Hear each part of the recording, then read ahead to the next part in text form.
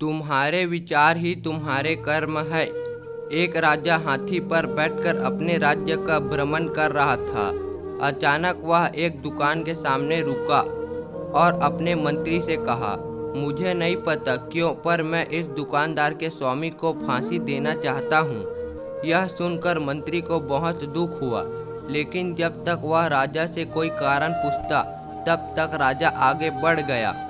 अगले दिन मंत्री उस दुकानदार से मिलने के लिए एक साधारण नागरिक के वेश में उसकी दुकान पर पहुंचा। उसने दुकानदार से ऐसे ही पूछ लिया कि उसका व्यापार कैसे चल रहा है। दुकानदार चंदन की लकड़ी बेचता था। उसने बहुत दुखी होकर बताया कि मुश्किल से ही उसे कोई ग्राहक मिलता है। लोग उसकी दुकान पर आते हैं, चंदन को सूंघते हैं और चले जाते हैं। वे चंदन की गुणवत्ता का प्रशंसा भी करते हैं, पर खरीदते कुछ नहीं। अब उसकी आशा केवल इस बात पर टिकी है कि राजा जल्द ही मर जाए। उसकी अंत्येष्टि के लिए बड़ी मात्रा में चंदन की लकड़ी खरीदी जाएगी। वह आसपास अकेला चंदन की लकड़ी का दुकानदार था, इसलिए उसे पक्का विश्वास था कि राजा के मरने पर उसके दिन बदलेंगे।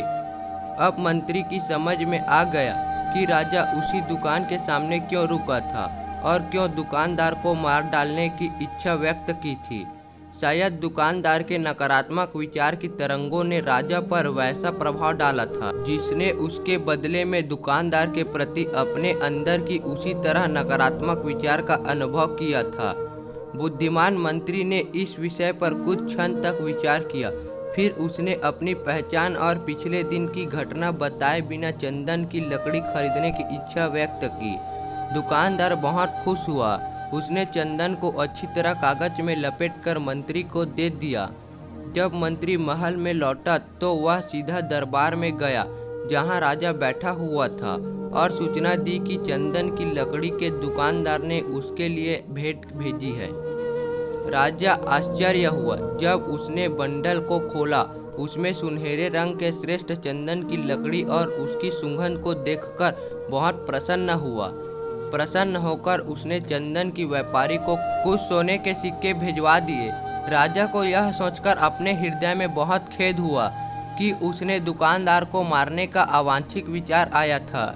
जब दुकानदार को राजा से सोने के सिक्के प्राप्त हुए तो वह भी आश्चर्यचकित हो गया।